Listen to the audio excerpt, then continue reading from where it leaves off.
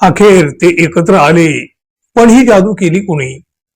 ना कुठला मोठा नेता, ना कुठला कार्यकर्ता. इथं कामाला आली नात्यातली माणसं.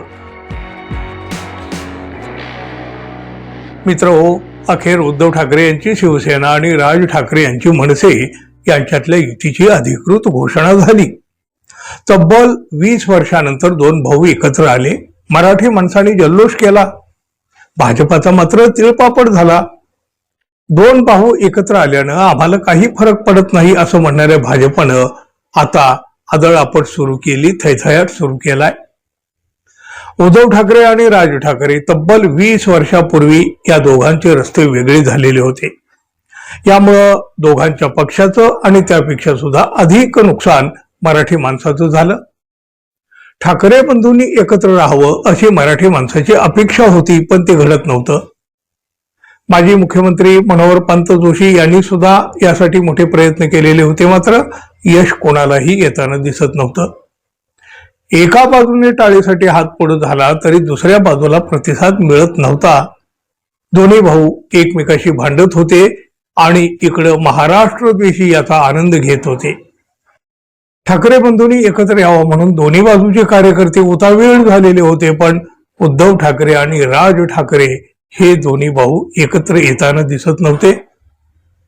अखेर ते एकत्र आले, पण ही जादू केली कुणी? ना कुठला मोठा नेता, ना कुठला कार्यकर्ता. इथं कामाला आली नात्यातली माणसं. गणेशोत्सवाचे निमित्त होतं. यावेळी उद्धव ठाकरे यांचं कुटुंब आणि राज ठाकरे यांचं कुटुंब एका फ्रेम मध्ये दिसलं. राज ठाकरे यांच्या घरी उद्धव ठाकरे गणपतीच्या निमित्तानं सहकुटुंब पोहोचले. उद्धव ठाकरे आणि राज ठाकरे यांच्या कुटुंबांना जिथं फोटो काढले ती जागा सुद्धा बघा अगदी अचूक निवडलेली होती. त्यांच्या पाठीमागं भिंतीवर प्रबोधनकार ठाकरे, बाळासाहेब ठाकरे आणि श्रीकांत ठाकरे यांचे फोटो होते. यावेळी काढलेल्या फोटोमध्ये उद्धव आणि राज यांचे मामा असलेले चंदू मामा सुद्धा होते. राज ठाकरेंच्या भगिनी, त्यांची मुलं, राज ठाकरेंची व्याही आणि अमित ठाकरेंचे सासरे डॉक्टर संजय बोरुडे आणि सासूही या फोटोमध्ये दिसतात.